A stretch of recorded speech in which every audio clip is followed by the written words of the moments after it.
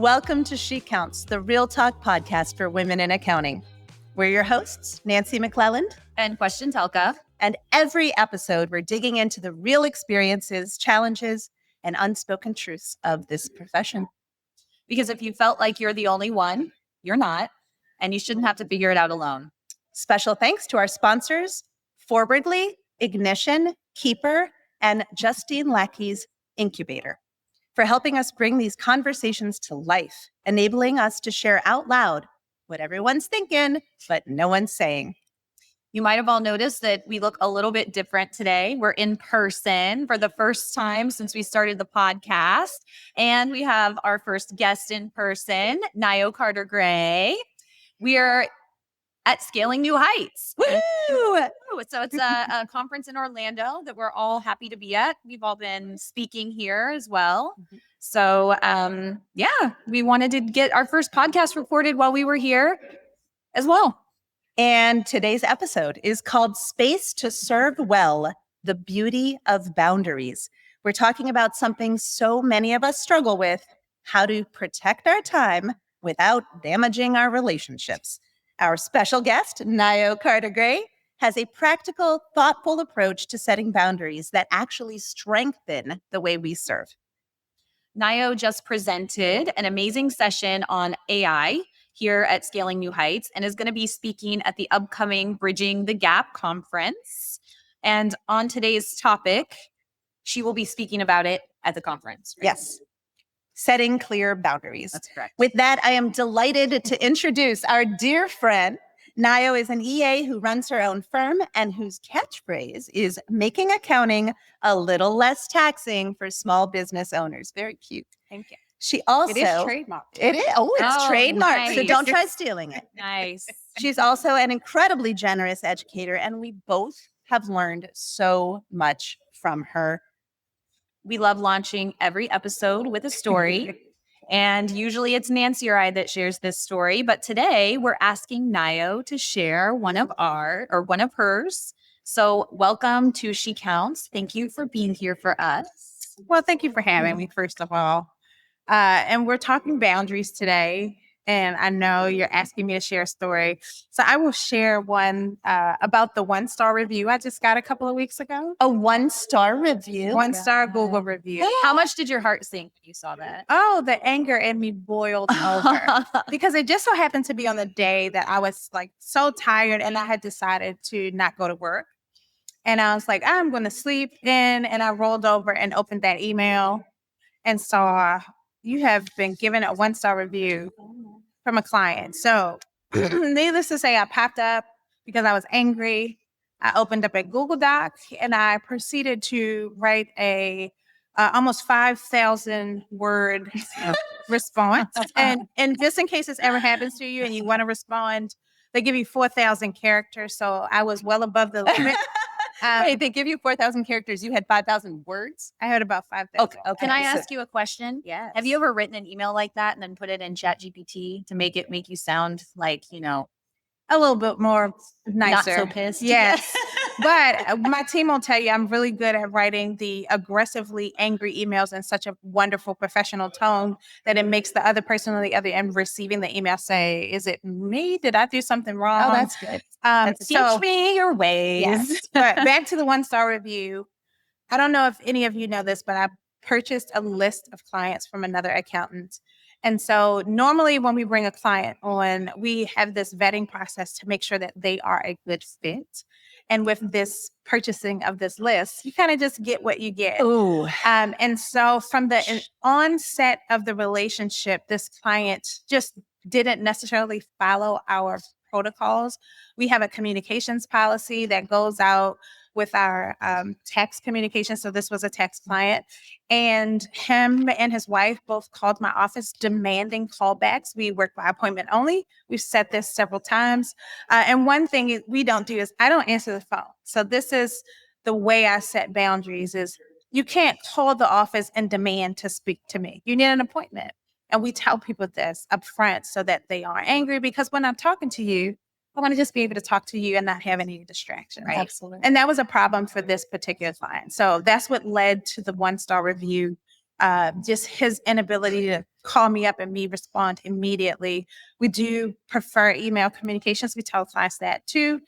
And you were just telling me that you actually use tech to silo all of those emails into the correct place so that everybody on your team who needs to see that email communication can see it. Yes. So we respond to the review. He sees the response and then emails me and takes his response down because he discovered that on his end, there was some tech issue and he hadn't been receiving emails for a week. So the thing that he was upset about was not even our fault. It was his. Wow. That's why I always say, just in general, to give people grace, give them the benefit of the doubt, right? Yes. Right. Yeah, If your client could have done that for you, it would have saved a lot of heartache for everyone. But absolutely. Him just going online, doing that and expressing his anger in that manner, just let me know he wasn't a good fit. So we have since parted ways. Yes. We've done the thing. We're all But good. he also took down his nasty review. He did. And It's good. So Yes, that is a great. good thing. Well, What a you've relief. spoken about boundaries not being barriers, but rather bridges to better client relationships. Can you walk us through what that looks like in practice? So one thing to understand is when we are running a firm, we try to wear all the hats.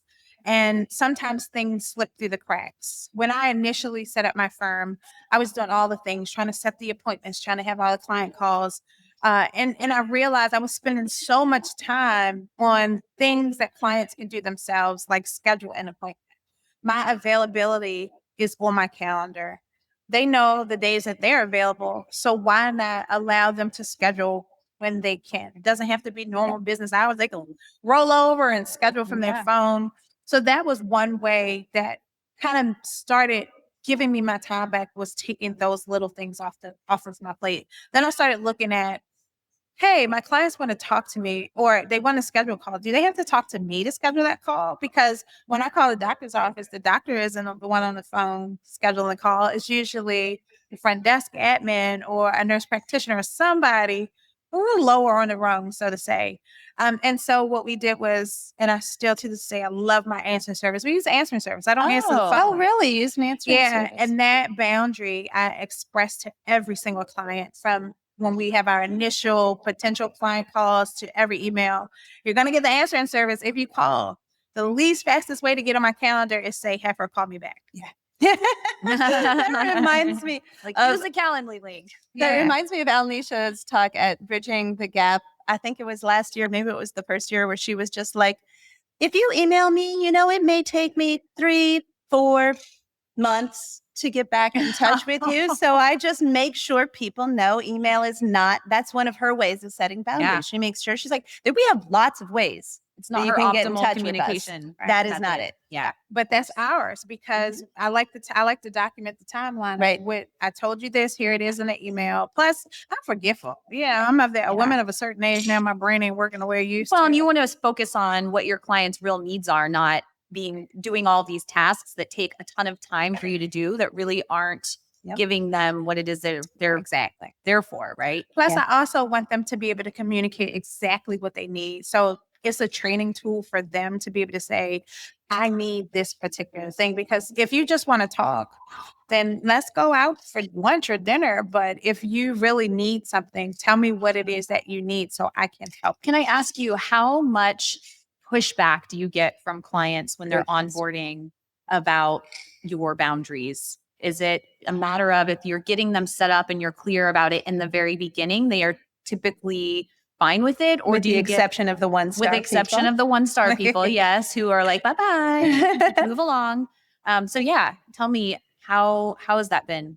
So what I try to do is do a really good job of explaining it the first time. So in our potential client call, I walk you through the process. I tell you everybody on the team.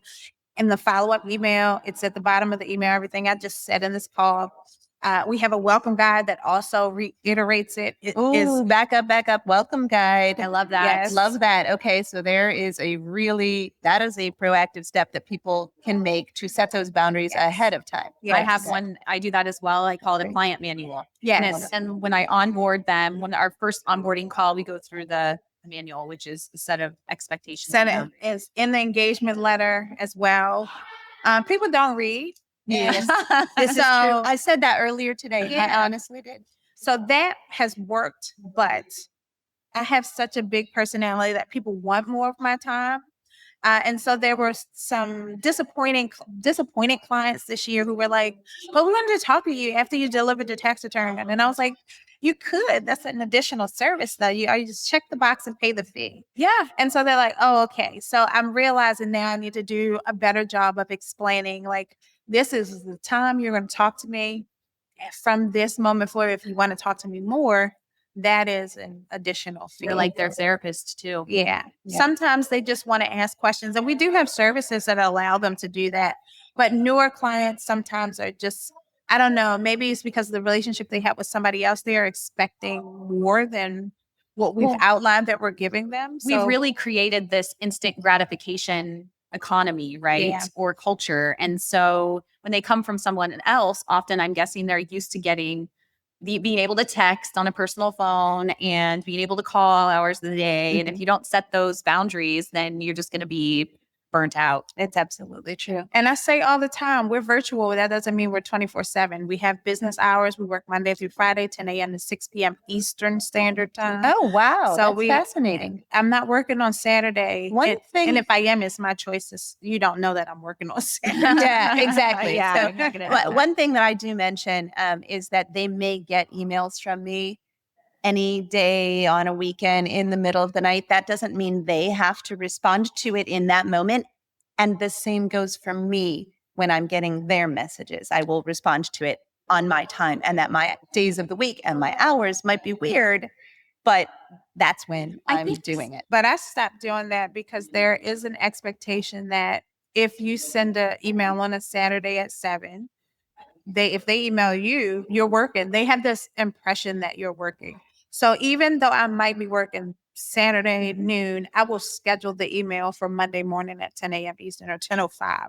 So it won't feel like I scheduled the email. Because I've noticed that we tend to, even though we're working, people feel a little pressure to respond. It's not It's always true. a Yeah. good thing. And Yeah. even though you're like, "Oh, don't feel the pressure," it's like, "But I saw it. I can't leave it." And it's in my brain now. I read it. I shouldn't have read it. So sometimes I'll write it out, schedule it. And I'll do the same thing with like my team messages too, because sometimes I'm thinking about something and I'm like, "Oh, this is good for Monday morning." And I'll message and say, "This is for Monday. Do not open your phone." Right. So right. you told us, we talked about working hours, scheduling, educating clients. We go over automating. Oh, we right? did. Yeah. So Okay, 'cause you mentioned automation that is to us before is one of your methods. It is. I love me some automation. One, it gives me my time back so that when I'm talking to clients, I can just focus on the clients. Yeah. So we try to build some automation in there. Like you fill out the potential client form. I get an email that tells me all about you. And then we accept it or decline it based on your responses. Or after you have signed, just getting you onboarded into the process a little faster. Here's what to expect next, right? Those immediate gratification emails go out and the clients are like, "Okay, I'm ready to get started." They're a little pumped up. After you pay for something, you're like, "I want to get started I want to away." do it now. Yeah, Right. that's true. And so sometimes we want to take advantage of that momentum to kind of get them rolling. I do also love giving clients a timeline of things. Ooh, me I've too. had trainings where they say the first 60 days matter the most. So if you can deliver something within 60 days, even if it's just a face-to-face meeting to say, "Here's where we are now," that makes all the difference in the world. But again, it's scheduled. It's not Right. just some random meeting, you showing up on a Wednesday. And then the other thing is I know how I work. Certain days are better for me for certain things. So sales calls are on Monday because I am pumped up for the week. Right. I know You're everybody gets rested. everybody get the Monday blues. I don't. Monday is like, I'm ready. Give me all the sales calls. I do not feel like that. See? I don't think I do either. Yeah. Most It people definitely- don't. And so Monday is our sales calls and we schedule them earlier in the day. And then Thursday is my later in the day. Sounds like you've thought through very much. I'm guessing you've made some mistakes in the past and that this is all born of, well, that didn't work. So Yes. let's refine, let's tweak. Yeah. So she got it. So it sounds like you have like such, such an amazing method and are so good at setting boundaries, but so many women aren't in our field, especially I know that I am not good at setting boundaries and limits. So what it helped you, and maybe you were always good at this, but what helped you reframe your mindset, or what can other people do like me to reframe their mindset? Because some women feel guilty. Yeah. Setting limits and no is a calling out boundaries. No is a complete you've said that to me so many times before, and I love that. No, were you born that way? I love that what she's saying. Were you born that way, or were you able to develop this? You got it's reframe practice. this You got to it's practice. If you feel guilty about all of the things, then you will never feel good about all of the things. So sometimes you have to take your guilt and say, why am I feeling guilty about this? Is it because I'm not able to do this, or is it because I don't want to do this? And so when you realize it's something you don't want to do, the answer is no. No is a complete sentence. I don't have to give you an excuse why.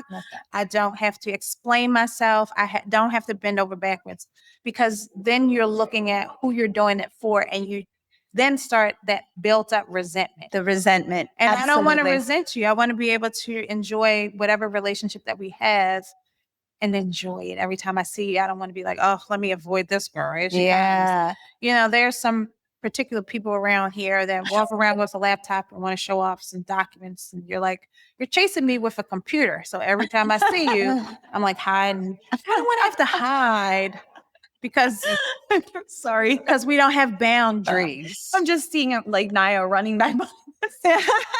Somebody it's funny because I hid behind Tony last night. There was a particular guest here who does that. Yeah, and I'll tell you off camera who it is if you're interested. I think I already know. Yeah, and I get that you're excited about all the things, but everybody is not excited about all your passion projects. That's ask permission before you just spill it on somebody. And back to the guilt before we go off of this topic. We talk about that built up resentment and then that guilty feeling. And I want you to dig deep and say, why do I feel guilty about this? Is it because I'm putting something ahead of something else that I shouldn't be prioritizing? Because, like I can answer that. Yeah. People pleaser. Yeah. And then we start pleasing the wrong people. The person you have to not me. They tell you on the plane, you got to take care of your mask first. So if you're doing stuff you don't put enjoy, on your oxygen mask. Yeah, that's right. Before you help others. No that's is a really complete sentence. I will always say that. I am going to put that on a Post-it note on my computer, because I keep telling everyone this is how I survive. I have quotes around the screen of my monitor. There are things that other people have said to me that kind of like, they're good. They serve as reminders, and I'll just look at them when I'm having a moment, right? Some of them are affirmations. Some of them are important reminders. That's right. Here that, I got another one too. I tell my mom all the time, not your monkey, not your circus. Yeah. I love that. I've heard that one too. Yeah. Yeah. Sometimes you see chaos. It's not for you to always jump in and save the chaos. All right. I've got a related one. Lack of planning on your part does not constitute an emergency on mine. I'm learning. Yes. All right. Well, I want to know, what are some of the lessons you've learned along the way about client communication that have helped you set and maintain these boundaries? And I really want to know, did you have to learn them all the hard way? And are any of them still hard to follow? Like you catch yourself? And the reason that I'm framing this question in that way is that I know for many of us, well, for all of us, it's an iterative process, right? Mm-hmm. Like we get a little bit better, we get a little bit better, we get a little bit better. Sometimes take a couple steps back, two steps forward, one step back. Is that the saying, right? Yeah. But that's still moving forward. Song now. Yeah. That's still moving forward. And I have seen in myself that as far as I've come, I still have so far to go. And I'm guessing, I know you're my one of my people who was in my vulnerability as a strength panel last year at Bridging the Gap. I know you'll tell us the truth about this. So truth, yes. It's just when you think you have the process nailed down, somebody will tell you you don't. So, like I mentioned this year, my process is to explain all the things up front. We put it all in the welcome guide and we send an email with all the things. And someone still told me the process was stale. And I'm listening to that feedback because I'm like, I can understand exactly why you're saying that. And I see the gap. So now I am working on how can I incorporate new language or make it more interactive or give them a little bit more face time with me so that they are understanding that here's what you paid for, here's what we're delivering. The work here is now done because sometimes people pay you and they think that because they paid you the one time that they own you. And it's so common with taxes too. Right? Yes. It's like, oh, I paid Yes. you to do my tax return. Now you have to give me tax advice for the rest of the year. And I have to, So I'm working on doing a better job of, of that kind of like when you get on the plane and they welcome to, first step accounting. This is how the process is going to go and really make it a little bit more interactive and personal so that they will kind of get it from the onset and decide before we talk if we're a good fit. But it's always a work in progress. I am laughing right now because I am imagining you putting a life vest on over your head and explaining to and the that courts. is probably what I'm going to do to make it more memorable. Yeah, that's a really good idea. Record that video. I really like that. But I was also here teaching a session on AI and how to use AI in that communication strategy. So one thing I realized is that over communicating is a little bit better than under communicating. So I have been using Chat GPT in order to create those email correspondence and kind of scheduling them so that they're already ready to go in advance. Okay. And the other thing about this is I sent some this year, but for whatever reason, my clients thought I was sending them individually. They didn't realize it was a mass email.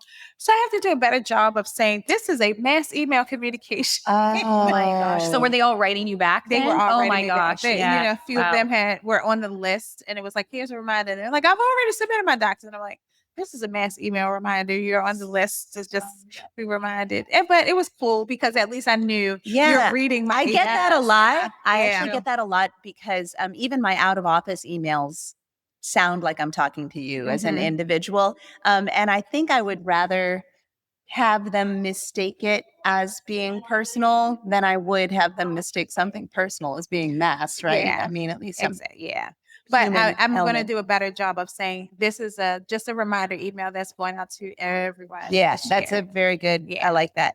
You've got some talking points here when you give your bridging the gap talk on setting boundaries that are do's and don'ts of effective communication. We'd love to hear some of those. Be clear. So don't beat around the bush. I am very direct, straightforward. No. Right? I mean, I love that about you. But I mean, but it comes in handy because there's never any guessing what she meant. Yes. Yeah. And I know my client base, so we try to not overwhelm them with too many to-dos. We try to keep it to some bullet points, straight and to the point, because I know they're all busy too. Yeah. Who wants to read a 20-page email? That's true.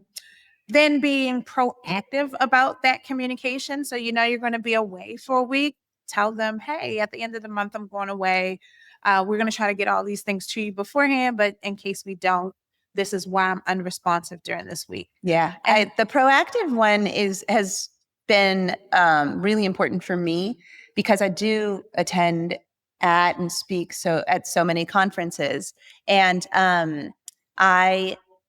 I found that when they just get the out of office, once I'm already gone, it's a very different reaction than me starting. It's still an out of office. It's automated, but I'm starting that out of office a week early and saying, hey, I'm preparing for this. And therefore, it might be a little longer before I'm responding to you now because I'm trying to focus on the clients who need deliverables before and I leave. I've seen those emails. Yeah. They're always great too, right? And sometimes they're funny too. So it's like, okay, well, you can't. yeah, we love a little humor moment, right? Yeah. I want them to sound like me. They do. They do. 100% they sound like you. So you feel good. I like to throw a little GIF in there too. Right? That's smart. I have a little Giphy maker, and sometimes I'll make my own GIFs. Uh-huh. So it'll be like my face doing something crazy. You're going to have to tell me later what that is because I can never find a good one. And I like to make them too. Yeah, definitely. And then be consistent. So, our clients don't like wishy-washy. We want to, if you're going to communicate about one trip, communicate about them all. And I try to do it early enough so that they can be prepared to like, oh yeah, she said she was going on vacation in September, even though it might be May, right? That way they can mentally prepare for it. I like that. There was also one that you wrote, provide alternatives. And that has been another one that's been really helpful for me. And I believe for you as well, Questian, right? Yeah, of course. Yeah. So that it would be when somebody gets in touch, you're just like, I'm not available to help with that. However, I have an amazing team that I've invested a lot of my time and energy into training, and they will take really great care of you. And this is one of the things actually I have pointed out many times that has been really useful. They know at what point they need to reach out to me. And so the client feels comfortable that it's not like my team members are going to flounder. If they get to something where they really need to ask me, they'll reach out to me and I'll be there for them. But and then I try to, my team members reaching out to me, not the client reaching out to me. That's right. And that's what I do as well. And so it's like, this is your point of contact for this time period. And I especially had to do that when my son was in the hospital. It's like, I cannot respond to you at all. So please direct any questions. If you can wait for anything, that would be great. But if it's urgent, they'll pass everything along to me and we'll get it taken care of still. But so making sure that they understand who they can reach out to. And that there are alternatives. You're not, Nayo is not the only person at her firm. Right. And see, the one thing I do a little different from you all, we have a shared email inbox. And so every meeting, every email is seen by the entire team that's responsible. So that at any given point, if any one of us is out, somebody can pick in. Wow, that's amazing. I kind of use Carbon for that. So Carbon has like a triage, and as long as you map it to the work item and people have access to it, then they can see. But we use one email address. So if you email like a Nayo or anybody on my team, they will direct you to email hello, because we'll tell you that email inbox is not monitored. Because we want the communication like all in one message, one sound, one voice, right? One sound, one bang. So can I ask you then, do you have an email address that's just yours, but you don't give it to your clients? Okay. Just like they don't have my cell phone number either. I learned that lesson. I have both of those things, just so we're clear about that. Now tell us some don'ts. Okay. Give us some no-nos. No-nos. Do not overpromise. I know sometimes we like to say, I'm going to have that done tomorrow. I'm bad about that, actually. Yeah. But then I do it, but then I'm miserable because I'm like, why didn't I put it up, as soon as I can? It might be a few days. No, that's what you did. Because here's the magic behind this. This is a sales technique. Tell people it's going to take longer. And when you deliver it earlier, they're excited because you got it early. So, the shipping thing is over 2 weeks to ship out, and then you now notice it ships in 2 days. You're like, yes. So you tell people that'll be 3 weeks, but you deliver it within a week and a half. I think that's really hard for over deliver. I think that's really hard for people who have ADHD and are looking for the deadline to trigger hyperfocus. It's also a problem because I think part of ADHD issues that I have is time management and understanding how long it's going to take myself to accomplish something. And that's part of it too. And so I think that I'm going to accomplish it sooner than what I actually am. Well, what you might end up doing is taking her advice to under promise and over deliver, and you'll under promise and it turns out it's right on time. That's right. That's actually that would be, and that, we keep talking about incremental improvement. I don't have ADHD, but the one thing that helps me with that is the Pomodoro technique. Oh, I don't know what that is. So basically, it is you set a timer for 25 minutes. You focus on one thing, 25 minutes. Take a 5-minute break. If you not finish that thing and you want to keep working on it, add 25 minutes. This way, you can start seeing how long something takes you, so that when you have to do it again, you'll say, "Oh, that was 3 Pomodoros." That also takes it puts everything in like a short period of trying to hyper focus, because I am really susceptible to all sorts of distractions. So I have to do things like turn notifications off on phone and turn off my computer. I use those profiles on the iPhone all the time. Work, when I get to my office, it goes in work mode. There's only 4 apps that'll pop up notifications. That's my calendar, the team app, and my GoodNotes I can write in. Now, you did already talk a little bit about delaying responses and not sending those out immediately. Yeah. I love this last one. This is a favorite of mine, and it is something that made a big difference for me. Do when- not apologize for taking that personal time. We are humans. We are not robots. We are not made to work 24/7. We need time to just decompress, focus on other things, whether that is people, whether that is just taking a walk. Like I love one thing that Hope does is take a walk every day. She goes out and takes a walk and she talks about what she sees on her walk. That is her time. And what it helps her do is really utilize the brain functionality to do her client work. She feels refreshed. She's got some vitamin D in her system now, that sunshine. But don't that. apologize for that, because if you worked for someone else and your hours were 9 to 5 and they asked you to come in at 7, you would be pissed.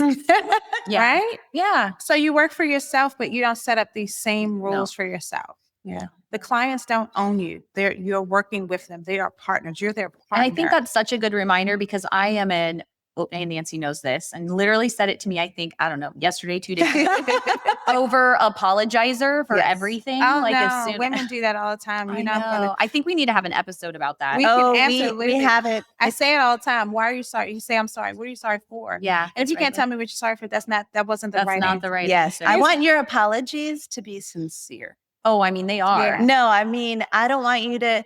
I I'm don't sorry. want you to feel sorry for so many things. Yeah. If you're apologizing like, to I me, feel I the want to sorry be is able to just forgive you for or it, something. you know? Yeah. But here's the one trick with that, and I tell people to switch the mindset. Instead of being sorry for something, thank the other person for their patience or something. Yes. So Oh, yeah. one thing is like, oh, I'm sorry I'm late. No, thank you for your patience. You waited for me. Yeah. Yes. I am late, but really I should No, be that's a saying great, that that's a great method for- reframes the thought about being late. Because then you take the guilt off your shoulders. Oh, it's late. This person was patient. That's right. Let's honor the celebrate patience that. in that yeah. person. Instead. Yes. Of course. Now, there is one tip that I learned at Nayo's presentation when she talked about this at a prior conference that I am going to make sure we put in the show notes because it's gold. It is a great way to communicate boundaries proactively and professionally, following all the guidelines she just shared. I'm going to have Questian read her out of office message template okay. to us. All right. And again, I'm going to put this in the show notes. Okay. I am going to have Questian read Nayo's out of office message template. Dear client, from start date to some end date, hopefully it's a good length of time. Right. I'll be taking some much needed time off. For urgent matters, please contact some colleague. I value our partnership and assure you that all tasks will be handled with the same dedication and efficiency. Period. Period. That's it. That's it. That's the whole thing. We don't need to spend 26 hours thinking through how we're going to, make people be okay with the fact that we're leaving. And we don't have to tell them where we're going, because that's the other thing. We always say, I'm going on we don't have to do that. We don't need One of the things I sometimes will put in my out of offices is that, for example, when I'm going to a conference, that the tips and the tricks and the knowledge that I pick up at that conference helps me to service you, the client, better. Yeah. And I think that's another one that can be really helpful. So another question for you. What are some small, low stakes ways that accountants and bookkeepers can start practicing boundary setting today, even if they're conflict averse? I wonder why I'm you're pointing to asking that myself, yeah. question. I Question? love a good email reminder or responder. So you can set your emails now to have a responder that says, thank you so much for your email. We will get back to you within 48 business hours. So that way it takes a little pressure off of you to respond immediately, because some kind of way we got into this mode thinking that we get an email, I got to respond all day. And you spend all day in your inbox. And yes, I am guilty of this. I'm work in progress. Another way is to either get a VA or a chat box to start taking over some of that functionality for you too. When I initially went through this process, I hired a company called Inbox Done. They will monitor your emails. Oh, wow. And they're specifically tailored to do just that. Wow. Yeah. So, Now they come I had triage a mine? really great experience with again at Bridging the Gap. We mention them in every single episode because I've just learned so much from that conference. It's so true. Did you go last year? There was one on it was co-presented by a woman who runs her own company and her EA, and they co-presented what you can do to have to either transition your admin into being an executive administrator or to hire your first EA or whatever. And oh my gosh, I I texted my admin from there and was just like, oh my God, we got so much exciting stuff to do. And it's been a really wonderful experience. And one of the things, I don't like having my email monitored on a regular basis because I actually, most of what comes into my inbox, because of the way we've set up Keeper, who is one of our sponsors, and I'm giving them a very genuine shout out here because this has made a big difference. There's a lot less email in my inbox because my team is taking care of it in Keeper and they're talking with the clients and I'm not getting CC'd on everything. So my email inbox is a lot more manageable than it used to be. However, one of the things is that when I'm going through a tough time, like recently when, I was at my mother's cleaning out her apartment, or when I'm here at a conference or whatever, I'll say, hey, can you monitor my email inbox for anything that looks like it might be time sensitive? And then she will text me. And that gives me this freedom to Relax, ignore the ignore it. email. Because if you get in there and you look at it and there's something that you feel like needs action, then you're in. You're stuck. You're stuck. Yes. Yeah. We use an email inbox called Missive, and we break emails down into different teams. Can you spell that? MISSIVE. Okay. Oh, like you're sending a little missive to Yeah. someone. My grandma used to say that all the time. She did. She was from Texas Hill Country. She had a very interesting language.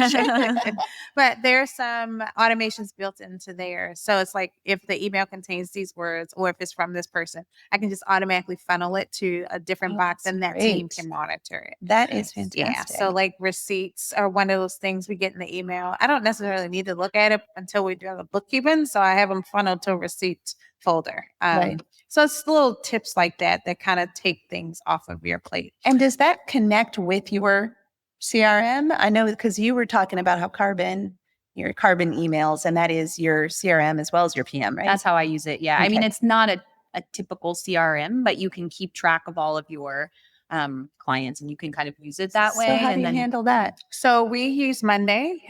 We use the Monday.com's CRM functionality. Okay. And we have every client in there. And there is a piece of it where we can monitor that particular client's email inbox. I mean, I'm sorry, not the inbox, but the emails from that client, to and from the client. So as long as the email is the same as that client, it'll populate and we can kind of see. So I do love using the CRM to kind of see the touch points we've had with a client. So that's another way to be proactive, is to kind of reach out to the client before the client reaches out to you. Yeah. It's like, hey, it's been a while. Maybe you should get something on the books. I haven't talked to you in a few months. So I'm sensing a theme here. So many of the things that we're talking about setting boundaries, but you're talking about being proactive. And in being proactive, the boundary is set. Yeah. Yeah.